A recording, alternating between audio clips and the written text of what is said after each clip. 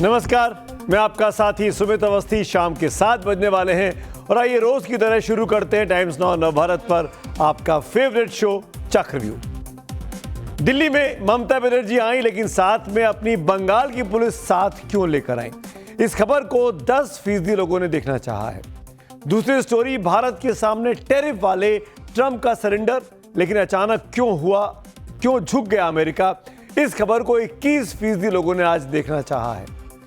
और तीसरी खबर थी आज अमेरिका के खिलाफ खामेनेई की मिसाइल रेडी, ट्रंप के कैसे फूले हुए हैं हाथ पांव। इस खबर को 28% लोगों ने देखना चाहा कि आखिरकार अमेरिका और ईरान के बीच अब लड़ाई कहां तक पहुंची है। और चौथी खबर जो आज थी हमारे पोलिंग के लिए, ओवैसी वर्सेस अखिलेश, क्या है यूपी में नया सियासी क्लेश? इस खबर को सबसे ज्यादा 41% लोगों ने देखना चाहा है। तो चक्रव्यूह में हमारी आज की लीड स्टोरी भी यही है। इसमें ओवैसी के साथ साथ जमीयत उलेमा हिंद के अध्यक्ष मौलाना अरशद मदनी भी अब कूद पड़े। और जो लोग हमको डरा रहे हैं, कोई मार रहे हैं, कोई पैरों पे गोली मारते हैं उत्तर प्रदेश में, तो कोई जान ले लेते हैं। अगर पुलिस गोली ना मारी तो क्या पुलिस गोली खाए? ये दोनों काम एक साथ नहीं चल सकते। हमारे मुल्क के अंदर मुसलमानों को कत्ल भी किया जाता है, हमारे मुल्क के अंदर मकानों को आग भी लगाई जाती है। जानबूझकर मुस्लिम मतदाता उनके फॉर्म 7 प्रिंटेड जमा करा करके वोट काटने की तैयारी और धांधली कर रहे हैं। ये धांधली पूरे उत्तर प्रदेश में चल रही है।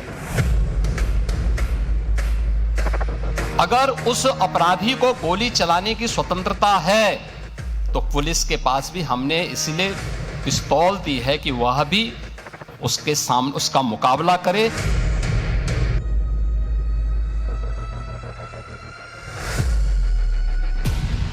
ओडिशा में एक बच्चे को जो गाड़ी में जानवर जा रहा है, ये संघ परिवार के लोग रोककर उसको मार के पीट दिए, उसकी जान चले गई। मुकदमा उन्हीं का लड़ते हैं जो दहशतगर्दी के इल्जाम में पकड़े जाते हैं। ये कहना कि हम दहशतगर्दी के इल्जाम में मुलव्विस लोगों का मुकदमा लड़ते हैं, अब इल्जाम और मुल्जिम का फर्क हर आदमी नहीं समझता। भाई अगर सामने वाला व्यक्ति कानून से भयभीत नहीं है तो फिर उसको कानून के दायरे में ला करके कानून की भाषा समझाना तो फिर तात्कालिक परिस्थिति हो जाती है। आप कल्पना कर सकते हैं धांधली के लिए पेन ड्राइव और किस बूथ से कौन सा वोट कटना है, जिसमें पीडीए है और मुस्लिम मतदाता और पीडीए। लीडरशिप को मनाओ, हम नहीं रहेंगे, मैं भी एक दिन जमीन की ग़िज़ा बनूंगा, वक्त अल्लाह तय करेगा।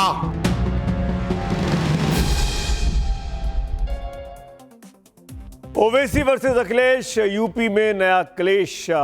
मौलाना अरशद मदनी पूछते हैं कि भारत में कैसे रहेगा मुसलमान, और फिर बिना देरी के अपने बयान को डर, हिंसा और विक्टिम के फ्रेम में बांध देते हैं। वहीं इसी मुद्दे को लपकते हुए MIM के मुखिया असदुद्दीन ओवैसी सामने आते हैं, माइक थामते हैं और ये दावा करते हैं कि उत्तर प्रदेश में डर है। लेकिन ओवैसी एक कदम आगे बढ़ते हुए RSS को भी अपने आरोपों के लपेटे में ले लेते हैं। सबसे पहले इन दोनों मुस्लिम नेताओं की बात सुनिए। हमारे मुल्क के अंदर मुसलमानों को कत्ल भी किया जाता है, हमारे मुल्क के अंदर मकानों को आग भी लगाई जाती है, हमारे ही मुल्क के अंदर देश विरोधी कहा जाता है, बुलडोजर चला दिया जाता है। कौन पागल है या कुत्ते ने काटा है उसे अपना मुल्क छोड़कर यहाँ आगे रहेगा? ये सोचने की बात है। कैसे रहेगा मुसलमान? ये चीज नहीं है जिसको कहा जा रहा है। चीज ये है कि हिंदुस्तान के वो इलाके जो बांग्लादेश से मिले हुए हैं, उनकी जबान में और इनकी बंगाली जबान में कोई फर्क नहीं है। अब वो ये कहते हैं कि ये बांग्लादेश के आए हुए हैं, ये तो ऐसे ही जैसे को कह दे कि जो ये कह रहे हैं पाकिस्तान के आए हुए हैं। लीडरशिप को बनाओ, हम नहीं रहेंगे, मैं भी एक दिन जमीन की ग़िज़ा बनूंगा, वक्त अल्लाह तय करेगा। और जो लोग हमको डरा रहे हैं, कोई मार रहे हैं, कोई पैरों पे गोली मारते हैं उत्तर प्रदेश में, तो कोई जान ले लेते हैं बालासोर ओडिशा में। एक बच्चे को जो गाड़ी में जानवर जा रहा है, ये संघ परिवार के लोग रोककर उसको मार के पीट दिए, उसकी जान चले गई। सुनो जालिमों, सुनो जो गाय रक्षक हैं, मगर तुम गाय की रक्षा करने वाले नहीं हो, तुम राक्षस हो। जो समझते हैं कि जो मौत को समझते हैं गाफिल इख्तिताम जिंदगी है, ये शाम जिंदगी सुबह दवाम जिंदगी। दरअसल असदुद्दीन ओवैसी का सबसे बड़ा टारगेट 2027 का अब यूपी विधानसभा का चुनाव है। ऐसे में उनके निशाने पर मुख्यमंत्री योगी आदित्यनाथ भी हैं और समाजवादी पार्टी के मुखिया अखिलेश यादव भी। लेकिन उनके आरएसएस के खिलाफ वाले बयान पर भी यह कहा जा सकता है कि वो ऐसा इसलिए करते हैं ताकि उनको अपने ऊपर लगे बीजेपी की बी टीम वाले आरोप से क्लीन चिट मिल सके। लेकिन ओवैसी को जानने वाले इससे अनजान नहीं है कि उनकी जुबान पर हर घटना एक सियासी हथियार की तरह होती है और उनके हर तरफ से जाहिर किए गए हर दर्द को एक वर्ग वोट बैंक की तरह की सीढ़ी की तरह देखता है। लेकिन जमीयत उलेमा हिंद के अध्यक्ष मौलाना अरशद मदनी तो किसी सियासी दल से नहीं जुड़े हैं, हालांकि उनके राजनीतिक झुकाव से पब्लिक बहुत अच्छे से वाकिफ है। इससे भी इनकार नहीं किया जा सकता कि मुसलमानों में मदनी साहब की अच्छी खासी पैठ है। वहीं अखिलेश यादव ने मुस्लिम वोट की लड़ाई में अभी एसआईआर को हथियार बना रखा है और फॉर्म 7 को मुद्दा बनाकर मुसलमानों की पैरवी कर रहे हैं, उनकी बात कर रहे हैं। जानबूझ कर करके मुस्लिम मतदाता उनके फॉर्म 7 प्रिंटेड जमा करा करके वोट काटने की तैयारी और धांधली कर रहे हैं।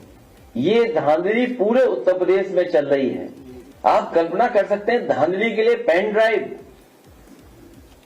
और किस बूथ से कौन सा वोट कटना है, जिसमें पीडीए है और मुस्लिम मतदाता है। मुस्लिम मतदाता और पीडीए। मुसलमानों की लड़ाई में मदनी भी है, ओवैसी भी है। ओवैसी नंबर लेने में पीछे नहीं रहना चाहते। वो डर को आरएसएस से भी जोड़ देते हैं। कहते हैं कि यूपी में डर है, आरएसएस मुसलमानों की दुश्मन है। ये संघ परिवार के लोग रोककर उसको मार के पीट दिए, उसकी जान चले गई।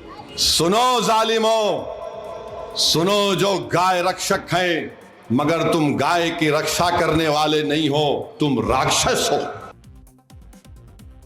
लेकिन जरा ठहरिए, मैं मौलाना मदनी का भी सच से सामना कराऊंगा और बैरिस्टर ओवैसी साहब का भी। अगर भारत में मुसलमान नहीं रह सकता तो फिर भारत में मुसलमान आगे कैसे बढ़ रहा है, इससे भी आगे आपको बताऊंगा। लेकिन पहले सुनिए इन दोनों को यूपी के मुख्यमंत्री योगी आदित्यनाथ ने अपने खास अंदाज में आज क्या जवाब दिया। अगर अपना व्यक्ति भी गलत करेगा तो उसके लिए भी वही कानून लागू होगा जो एक माफिया और अपराधी के लिए लागू होगा। टिप्पणी करते हैं कि पुलिस ने गोली क्यों मार दी। अगर पुलिस गोली ना मारी तो क्या पुलिस गोली खाए? ये दोनों काम एक साथ नहीं चल सकते। अगर उस अपराधी को गोली चलाने की स्वतंत्रता है तो पुलिस के पास भी हमने इसलिए पिस्तौल दी है कि वह भी उसके सामने उसका मुकाबला करे। आपको याद होगा, सुना भी होगा कि बीजेपी के कुछ नेता अगर 80-20 की बात करते हैं और बहुसंख्यकों को खुश करके वोट लेने की कोशिश करते हैं तो ओवैसी और मदनी जैसे लोग अल्पसंख्यकों को अपने पाले में लाने के लिए ऐसा माहौल बना दे रहे हैं जिससे लगे कि भारत में मुसलमानों का रहना खतरनाक हो गया है।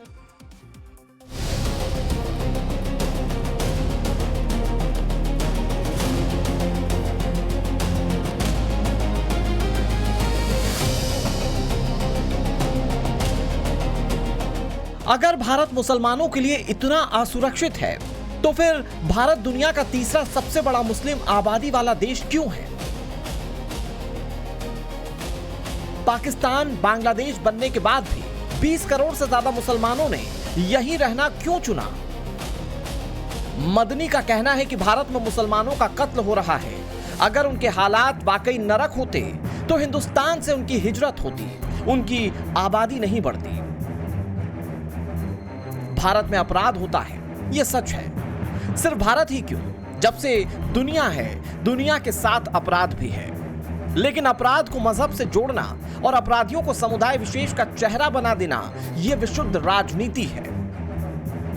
अगर बुलडोजर चला तो वो कोर्ट के आदेश पर चला, किसी मजहब पर नहीं।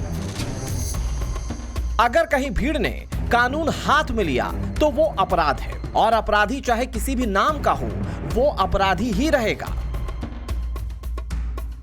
लेकिन मौलाना मदनी और ओवैसी यही फर्क मिटा देते हैं। वो कहते हैं मुसलमान डर में हैं। लेकिन क्या यह सच नहीं है कि डर का डबल बिजनेस हो रहा है, मजहबी भी और सियासी भी? क्योंकि सियासत में कहा भी जाता है, डरा हुआ वोट सबसे नरम चारा होता है। ओवैसी मुसलमानों को सलाह दे रहे हैं कि अपनी लीडरशिप बनाओ। इसके लिए दलील दे रहे हैं कि यूपी में डराया जाता है, एनकाउंटर के नाम पर मार रहे हैं, पैरों पे गोली मारते हैं। यूपी पुलिस के ऑफिशियल आंकड़े भी आपके सामने रख देता हूं। 2017 से 2025 तक यूपी में 266 अपराधी पुलिस एनकाउंटर में मारे गए। इनमें नवंबर 2025 तक मुस्लिम नाम वाले अपराधियों की तादाद सिर्फ 83 थी। मुस्लिम नाम वाले अपराधी ऑफिशियल रिकॉर्ड में लिखा हुआ है 83 थी, यानी 32% मुस्लिम अपराधी पुलिस मुठभेड़ों में मारे गए, जबकि राज्य की आबादी में मुस्लिम आबादी 19 से 20% है। इसी तरीके से ओवैसी के पैर में गोली मारने के जो आरोप हैं, तो यूपी पुलिस की भाषा में उसे हाफ एनकाउंटर कहते हैं, जिसमें पुलिस क्रिमिनल्स के पैरों में गोली मारकर जख्मी कर देती है। यूपी पुलिस के ही आंकड़े बताते हैं कि 2017 से 25 तक कुल 16,284 ऑपरेशंस में 10,990 अपराधी घायल हुए।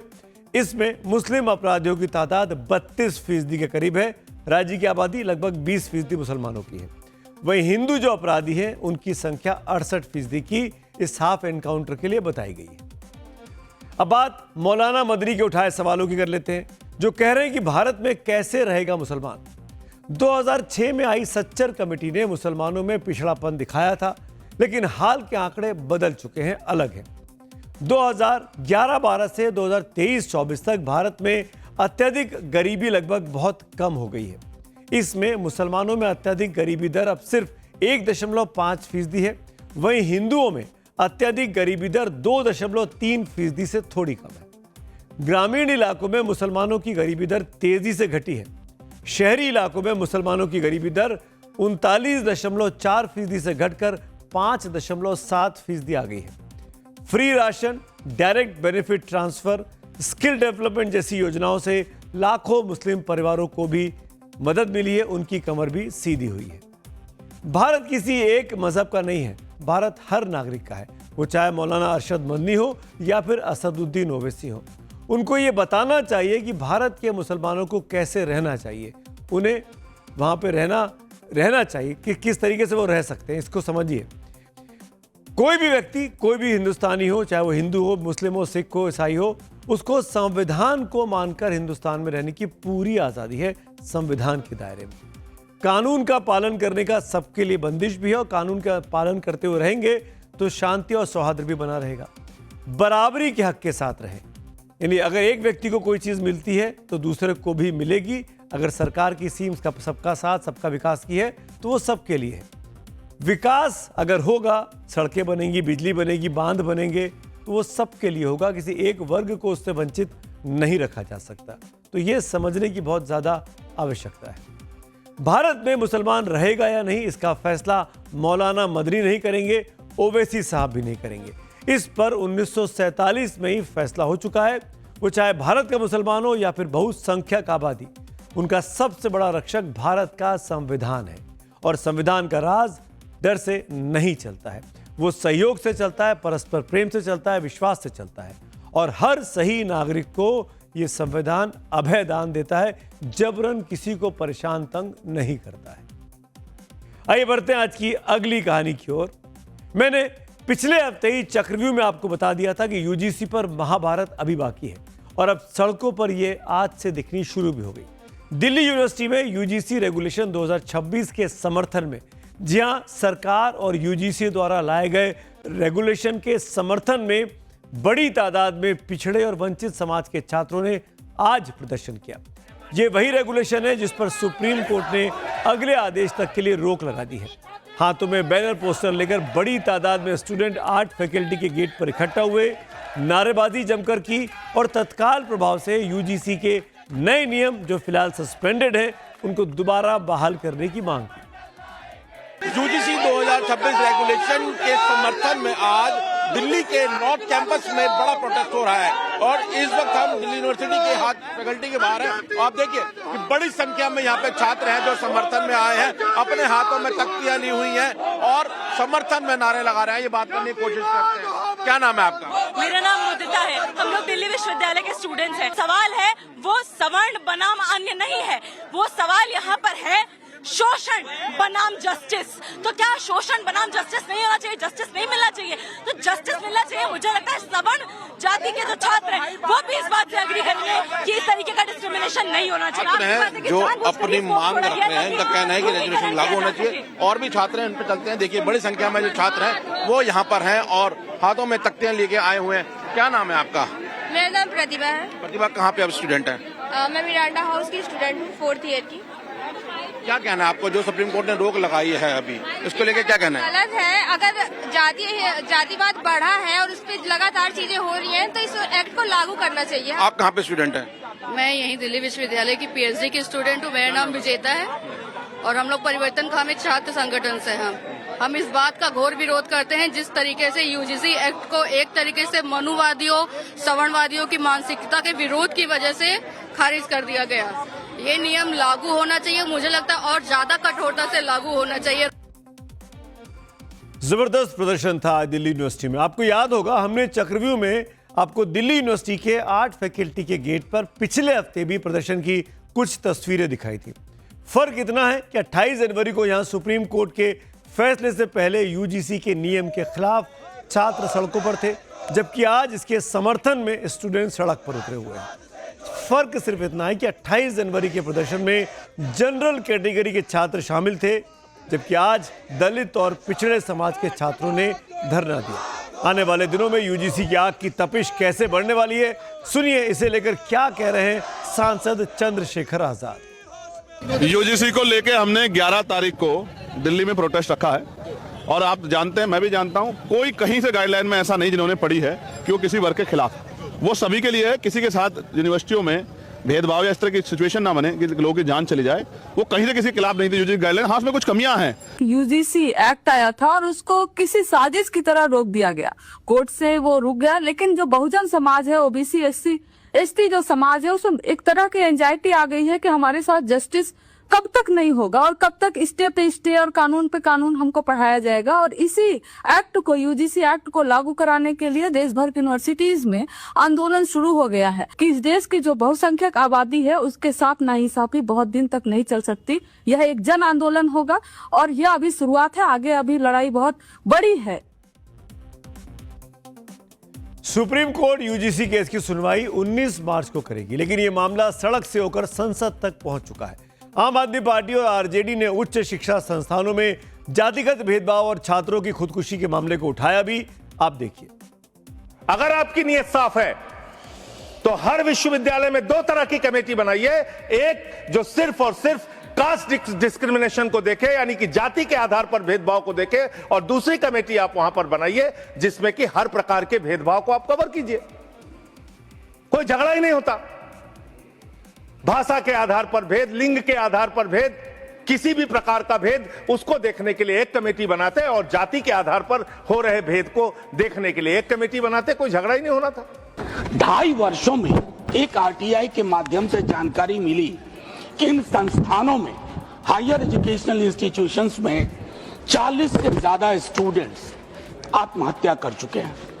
कारण माननीय सभापति महोदय वैरी करता है, कहीं लैंगिक उत्पीड़न, कहीं जातिगत उत्पीड़न, कहीं आर्थिक संकट, लेकिन तीनों का के समावेश से जो परिस्थितियां पैदा होती हैं उसमें कोई छात्र ये तय करता है अब बस।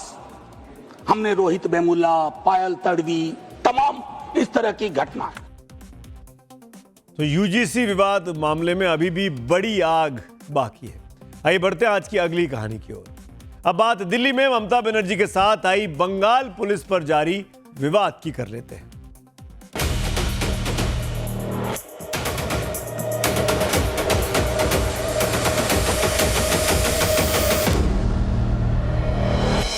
See, they are alive. But as for Election Commission, deleted list. अगर टाइम आएगा तो हम भी बता देंगे। दिल्ली पुलिस से क्यों आप लोग थ्रेट कर रहा है? आइए। दिल्ली में दीदी की पुलिस। खबर की इनसाइड स्टोरी बताया उससे पहले आपको कुछ तस्वीरें दिखाना चाहता हूं। ममता बनर्जी ने आज दिल्ली में प्रेस कॉन्फ्रेंस की। प्रेस कॉन्फ्रेंस में ममता बनर्जी के पीछे जो अनजान लोग काले कपड़ों में दिखाई दे रहे हैं, दावा है कि ये वो लोग हैं जो अब चुनाव आयोग की मतदाता सूची में स्वर्ग सिधार चुके हैं। यानी इन सभी को चुनाव आयोग ने अपनी लिस्ट में मरा हुआ बता दिया, डिलीट कर दिया है। दरअसल ममता बनर्जी पश्चिम बंगाल से कुछ ऐसे परिवारों को दिल्ली लेकर आई हैं जिनका नाम चुनाव आयोग की वोटर लिस्ट की शुद्धिकरण यानी एसआईआर प्रक्रिया में कट गया है। बुधवार को सुप्रीम कोर्ट में इस पर सुनवाई होनी है। खबर है कि ममता बनर्जी खुद सबसे बड़ी अदालत में मौजूद रहेंगी और ये भी चर्चा सुन रहे हैं कि जैसे पिछली बार एसआईआर की प्रोसीडिंग के दौरान सुप्रीम कोर्ट में योगेंद्र यादव ने अपना पक्ष खुद रखा था, बताया जा रहा है कि ममता बनर्जी भी कल सुप्रीम कोर्ट में अपनी सरकार का पक्ष, अपनी पार्टी का पक्ष खुद भी रख सकती हैं। ममता बनर्जी ने आज एक बार फिर चुनाव आयोग पर आरोपों की कड़ी बड़ी झड़ी लगा दी। चुनाव में जनता चुनते हैं कौन सरकार बनेंगे, लेकिन ये इलेक्शन कमीशन को देखे गवर्नमेंट ऑफ इंडिया क्या कर रहा है, बीजेपी ये पहले से वोटर को नाम डिलीट कर देते हैं, जैसे forcefully they can win the election. What happened in Bihar, Maharashtra, Haryana, वो लोगों ने उसको नहीं ढूंढ पाए असली कारण क्या था, लेकिन हम लोगों ने एक्टिवली काम करते हैं, हमने ढूंढ लिया। इसी के लिए हमने 6 लेटर भेजा। हम लड़ेंगे। हम तो देखिए स्ट्रगल में मेरे का जन्म है, मैं जिंदगी भर स्ट्रगल किया। ममता बनर्जी अमूमन कोलकाता से बाहर, मतलब बंगाल के बाहर कम ही आती हैं। दिल्ली आई हैं, लेकिन वो दिल्ली आज से नहीं है, कल ही आ चुकी थी। और कल जब वो आई थी तो चुनाव आयोग में मुख्य चुनाव आयुक्त ज्ञानेश कुमार से उनकी लंबी मुलाकात हुई थी। तब भी उनके साथ एसआईआर प्रक्रिया के पीड़ित मौजूद थे। ममता बनर्जी ने आज मुख्य चुनाव आयुक्त ज्ञानेश कुमार के खिलाफ संसद में महाभियोग प्रस्ताव लाने के संकेत भी दिए। कहा अगर कांग्रेस ये प्रस्ताव लेकर आती है तो टीएमसी उसका समर्थन करने पर विचार करेगी। ममता ने फिर यह दावा किया कि बंगाल में बीजेपी के इशारे पर केंद्रीय एजेंसियां टीएमसी के नेता कार्यकर्ताओं को परेशान कर रही हैं। हमारे साथ जब्ती चल रहा है, हमारे ऊपर में जितना तृणमूल कांग्रेस है झूठा मामला निकाल के एजेंसी निकाल देता है, हमारा पार्टी का डेटा चोरी करते हैं, हमारा पार्टी को आदमी को जेल में भर देता है। Do you think we are in the ruling party in Bengal? BJP all the leaders 30 CISF commanders एक एक आदमी का साथ 30-40 कन्हा लेके घूमता है। They don't care anybody. Mamata Banerjee जिस डेटा चोरी की बात कर रही थी वो दरअसल इंडियन पॉलिटिकल एक्शन कमेटी यानी आईपैक के प्रतीक जैन के कोलकाता ऑफिस पर ईडी के छापेमारी से जुड़ा। ये तस्वीर आपको याद होगी, पुरानी तस्वीर है। ये प्रतीक जैन है आईपैक के, जो कि ममता बनर्जी और अभिषेक बनर्जी के करीबी हैं, जो कि टीएमसी के लिए काम करते हैं, चुनावी रणनीति बनाते हैं। इनके दफ्तर पर ईडी ने छापेमारी की थी, विवाद काफी बड़ा हो गया था। इस मामले पर भी आज सुप्रीम कोर्ट में सुनवाई टल गई। अब 10 फरवरी को सुनवाई होगी। ईडी ने इस मामले में सुप्रीम कोर्ट में पश्चिम बंगाल सरकार के खिलाफ याचिका दायर कर रखी है। आरोप लगाया है कि छापेमारी के दौरान सीएम ममता बनर्जी मौके पर बंगाल पुलिस के अफसरों के साथ पहुंच गई और ईडी के कामकाज में दखल डाला और अपने साथ छापेमारी के दौरान जो दस्तावेज थे वो अपने साथ लेकर चली गई। बंगाल सरकार और केंद्र की एजेंसियों में जारी तकरार अब दिल्ली के बंग भवन तक पहुंच गई है। यहां पिछले 2 दिनों से क्या हो रहा है, देखिए इस रिपोर्ट में।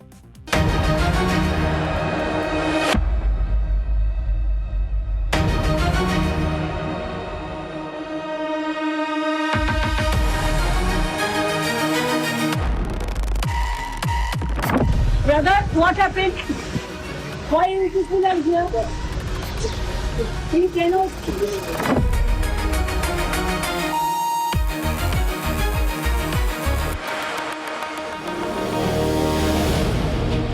दिल्ली का बंग भवन इन दिनों बंगाल की सियासत का नया अखाड़ा बन गया है।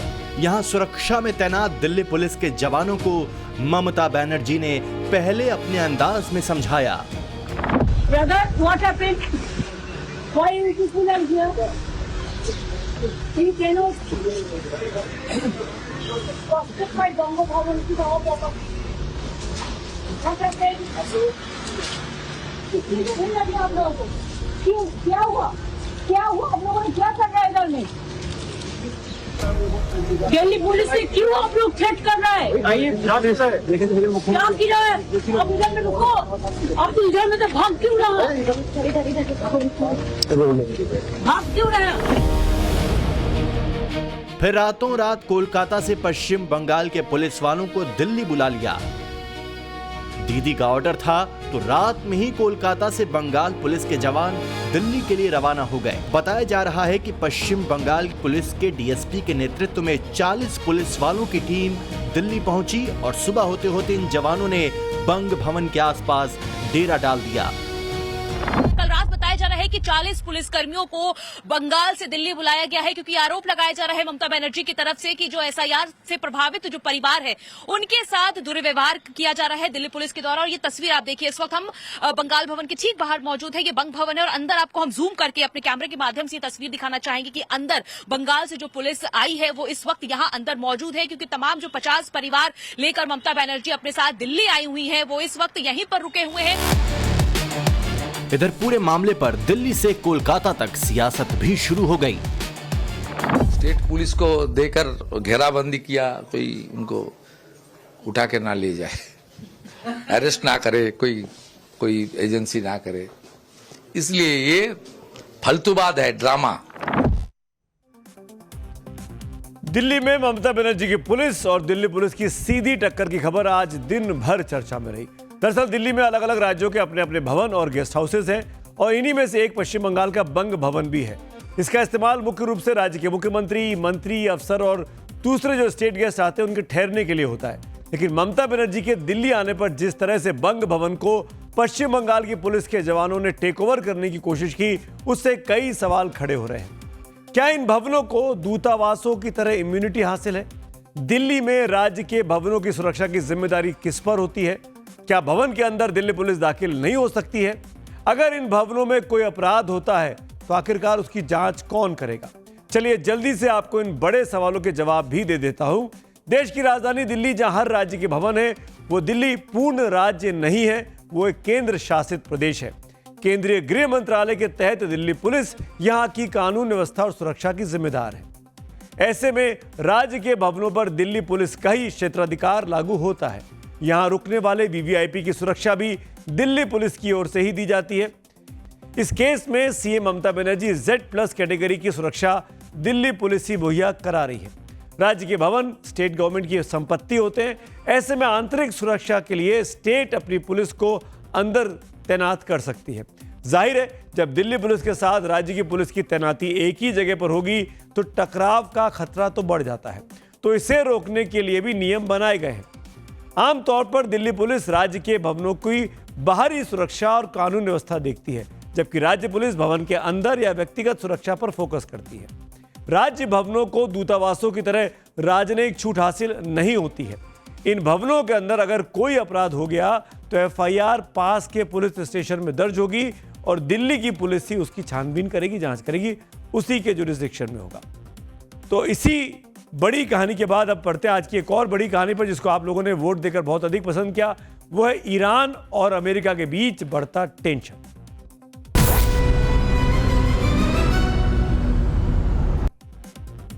इस वक्त दुनिया की नजरें मिडिल ईस्ट पर टिकी हैं, जहां तबाही का सायरन 24 घंटे से बज रहा है। अमेरिका कब ईरान पर हमला कर दे कोई नहीं जानता। अरब सागर से लेकर फारस की खाड़ी तक जंगी जहाजों का जमावड़ा बढ़ता जा रहा है। एक तरफ अमेरिका के वॉरशिप हैं तो दूसरी तरफ ईरान का ड्रोन वॉर करियर। दोनों के बीच युद्ध की आशंकाओं से दुनिया के कई दिग्गजों का गला सूखा हुआ है। एक तरफ सुपर पावर अमेरिका, दूसरी तरफ ईरान। एक तरफ ट्रंप के जंगी जहाज तो दूसरी तरफ ईरान की मिसाइल तैयार। अमेरिका ने भले ही ईरान को घेर लिया हो, लेकिन खामेनेई के हौसले बुलंद हैं। वो ट्रंप को मुंहतोड़ जवाब देने के लिए कमर कस चुके हैं। वॉशिंगटन और तेहरान के बीच का तनाव युद्ध के मुहाने तक पहुंच चुका है। अरब सागर में अमेरिकी यूएसएस अब्राहम लिंकन की तैनाती के जवाब में ईरान ने अपना ड्रोन कैरियर मोर्चे पर लगा दिया है। अमेरिकी नौसेना ईरान के दरवाजे पर पहुंच गई है। फारस की खाड़ी के पास अमेरिका के एक दो नहीं बल्कि तीन वॉरशिप युद्ध का बिगुल बजाने के लिए रेडी मोड में हैं। तो क्या समंदर से ईरान के विनाश का प्लान लॉक हो चुका है? क्या ट्रंप का ऑपरेशन ईरान शुरू होने वाला है? अमेरिका के साथ खामेनेई की नेवी भी पहाड़ की तरह डटी हुई है। हॉर्मुज के पास ईरान की नेवी ने युद्धाभ्यास करके अमेरिका को सीधा संदेश दिया कि अगर फारस की खाड़ी की तरफ बढ़े तो फिर खैर नहीं। हॉर्मुज के पास ईरान का Shahid Bagheri drone carrier America को सीधे आंखें दिखा रहा है। खामेनेई ने भी ट्रंप को सीधे वार्निंग देते हुए कहा कि अगर ईरान पर हमला हुआ तो यह सिर्फ 2 देशों तक सीमित नहीं रहेगा। इस आग की चपेट में पूरा मिडिल ईस्ट होगा। ईरान और अमेरिका के बीच अगर युद्ध की ज्वाला भड़की तो जाहिर है आग कई देशों में लगेगी, क्योंकि एक तरफ मिडिल ईस्ट के कई देश ईरान के साथ खड़े हैं तो दूसरी तरफ इजराइल और नाटो के कई देश अमेरिका का हौसला बढ़ा रहे हैं। दोनों देशों के बीच युद्ध की आहट ने मिडिल ईस्ट में खतरे का सायरन बजा दिया है। अगर ईरान और अमेरिका के बीच युद्ध हो गया तो मैं कह रहा हूं कि ये तीसरे विश्व युद्ध के समान होगा। ये किसी इजराइल या हमास जैसा या यूक्रेन और रूस जैसा नहीं है। इससे पूरी दुनिया अफेक्ट होगी। कैसे होगी आपको बिग वॉल पर लेके चलता हूं और बड़ी वॉल पे आपको समझाते हैं कि आखिरकार कैसे दुनिया की अर्थव्यवस्था पर चोट कर सकता है। ये ग्लोब है और ग्लोब का ये वो इलाका मैं आपको दिखाता हूं जहां पर ईरान एस्टेब्लिश है। ये ईरान है, ये सबसे इंपॉर्टेंट चीज। और ये वो रूट है, सी रूट है, जहां से बड़ी संख्या में ट्रेड होता है, व्यापार होता है। और इस रूट के बिल्कुल मुहाने पर अमेरिका ने अपना यूएसएस अब्राहम लिंकन लाकर तैनात कर दिया है। यानी अगर यहां से कोई मूवमेंट हुआ, ईरान के लिए कोई मदद गई या ईरान ने कहीं कोई और देश आता है तो उसको रोकने के लिए अब्राहम लिंकन यहां तैनात है।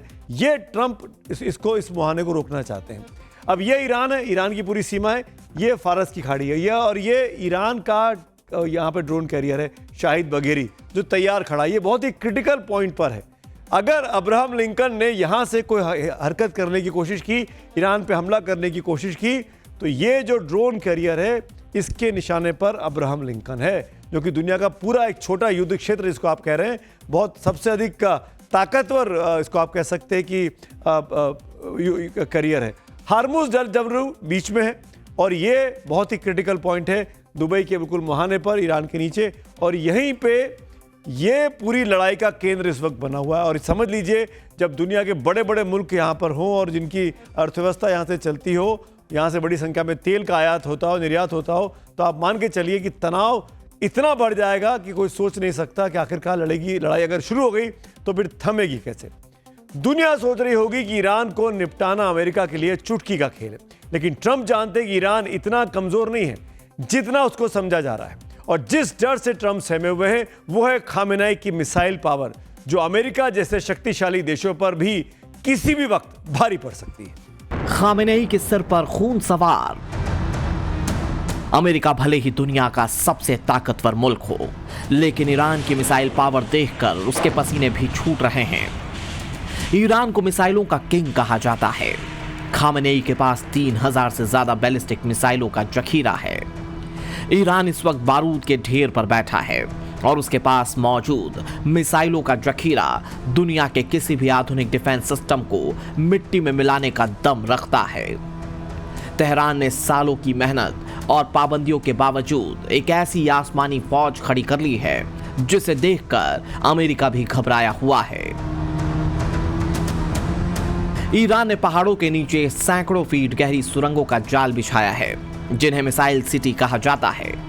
यहां से ईरान कभी भी बैलिस्टिक और हाइपरसोनिक मिसाइलें दाग सकता है।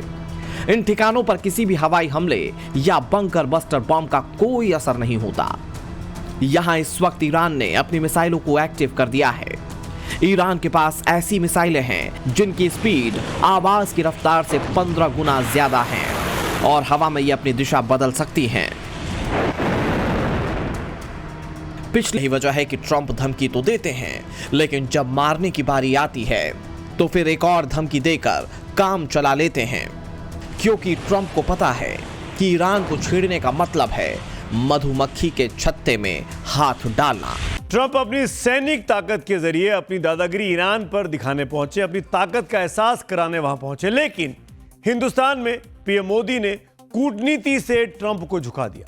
टैरिफ के मुद्दे पर ट्रंप ने सरेंडर क्या किया, वर्ल्ड ऑर्डर बदल गया है। जो ट्रंप कल तक भारत पर टैरिफ लगाने की धमकी दे रहे थे, वही ट्रंप आज बैकफुट पर दिखाई दे रहे, क्योंकि भारत ने यूरोपियन यूनियन के साथ इतनी बड़ी डील की जिसको मदर ऑफ ऑल डील्स कहा गया। अमेरिका को समझ में आ गया कि भारत अगर उससे छिटका तो उसका बड़ा नुकसान कर देगा। भारत पर टैरिफ बढ़ाना नहीं, घटाने की घोषणा अब ट्रंप ने की है। सोमवार की सुबह पीएम मोदी से डोनाल्ड ट्रंप ने फोन पर बात की। इसके बाद रात 10:30 बजे ट्रंप ने भारतीय सामान पर टैरिफ 50% से घटाकर 18% करने का ऐलान कर दिया। ट्रंप ने दावा किया कि पीएम मोदी रूस से तेल की खरीद बंद करने और अमेरिका से अधिक तेल खरीदने के लिए सहमत हो गए। इसके अलावा जरूरत पड़ने पर भारत ने वेनेजुएला से भी तेल खरीदेगा, यह भी ट्रंप ने लिखा। ट्रंप ने कहा कि भारत अमेरिका से $500 अरब से ज्यादा के उत्पाद और खरीदेगा। वैसे तो ट्रंप ने यू टर्न लेने में पीएचडी कर रखी है। वो कब क्या बोल जाएं, कब क्या कर जाएं, ये किसी को पता नहीं। इसीलिए सोच समझकर ट्रंप की बातों पर रिएक्शन भी करना चाहिए। लेकिन हिंदुस्तान में माहौल तो अभी यही है, सब कह रहे हैं कि झुकती है दुनिया, झुकाने वाला चाहिए। भारत ने आखिर टैरिफ वाले अंकल सैम को झुकाकर दुनिया को एक क्लियर मैसेज दे दिया है कि जब भी बात देश की होगी तो फैसले सिर्फ राष्ट्र हित में ही लिए जाएंगे। एक बात तो शीशे की तरह साफ है कि नई टैरिफ डील से भारत में विकास के नए दरवाजे खुलेंगे, ऐसा कई अर्थशास्त्री दावा कर रहे हैं। इंडिया के हितों के साथ कोई भी कॉम्प्रोमाइज नहीं होगा। जहां से हमें best oil at the most optimal price मिलेगा, हम वहां से क्रूड निरंतर खरीदते जाएंगे या चेंज करेंगे। भारत अमेरिका ट्रेड डील को लेकर एनडीए नेताओं का कहना है कि मोदी जी ने कमाल कर दिया है। संसद परिसर में एनडीए नेताओं ने पीएम मोदी का जोरदार स्वागत भी किया, पीएम मोदी को सम्मानित किया, बधाई दी। जीत में खुशी में भारत माता की जय और वंदे मातरम के नारे भी लगाए गए। लेकिन दूसरी तरफ विपक्ष के नेताओं ने भी मोदी की नीति पर सवाल खड़े कर दिए। इंडो यूएस ट्रेड डील का विरोध करते हुए विपक्षी सांसदों ने इसे देश के साथ धोखा और किसान विरोधी बताया है। मोदी जी घबराए हुए हैं। आपने देखा जो ट्रेड डील 4 महीने से रुकी हुई थी, नरेंद्र मोदी जी पर प्रेशर है। हमारे प्रधानमंत्री को कॉम्प्रोमाइज कर दिया गया है। दरअसल भारत अमेरिकी ट्रेड डील की घोषणा के बाद अमेरिकी कृषि सचिव यानी वहां की कृषि मंत्री ब्रूक रॉलिंस ने सोशल मीडिया पर एक पोस्ट किया, जिसमें उन्होंने लिखा कि इस ट्रेड डील से ज्यादा फायदा अमेरिका को होगा। भारतीय बाजारों में अमेरिकी कृषि उत्पादों के एक्सपोर्ट को बढ़ावा मिलेगा। भारत की बढ़ती आबादी अमेरिकी कृषि उत्पादों के लिए सबसे बड़ा बाजार है। इससे अमेरिका के किसानों को जबरदस्त फायदा होगा। इसी को लेकर सिर्फ विपक्ष नहीं सरकार पर सवाल उठाया, बल्कि जाने माने अर्थशास्त्री भी चिंतित हो गए। प्रोफेसर अरुण कुमार क्या कह रहे हैं, सुन लेते हैं। तो हमारा किसान खड़ा नहीं हो पाएगा जब अगर ये वहां से चीप प्रोडक्ट्स जो अमेरिका से एग्रीकल्चर प्रोडक्ट्स आने लगेंगे। वो चाहे वो कह रहे हैं भुट्टा है, वो चाहे कह रहे हैं कि हमारा जो दूध है, चाहे कोई भी इस तरह की चीजें हैं, तो वो हमारे किसान झेल नहीं पाएंगे। तो इसलिए वो खतरा है, पर अभी डिटेल्स तो आए नहीं है पूरी तरह खुल के। ट्रेड डील के डिटेल्स जैसे ही पब्लिक होंगे वो भी हम आपको दिखाएंगे, लेकिन अब चक्रव्यूह में वक्त हो गया है पब्लिक के व्यू देखने का। तो आइए, सबसे पहले व्यू है संध्या चौधरी का। देर सही मोदी पावर ट्रंप जी को समझ में आ गया, ऐसे झुकाता है इंडिया। अगला पोस्ट है शिव शंकर पांडे का। वो लिखते हैं, नरेंद्र मोदी राष्ट्र पदम को लेकर कार्य करते हैं, देश के साथ कभी कोई समझौता नहीं कर सकते, हमें मोदी जी पर पूर्ण विश्वास है। तो इसी नोट पर आज मेरे साथ चक्रव्यूह में इतना ही। आपसे कल शाम 6:57 पर फिर मुलाकात होगी। तब तक के लिए शुभ रात्रि।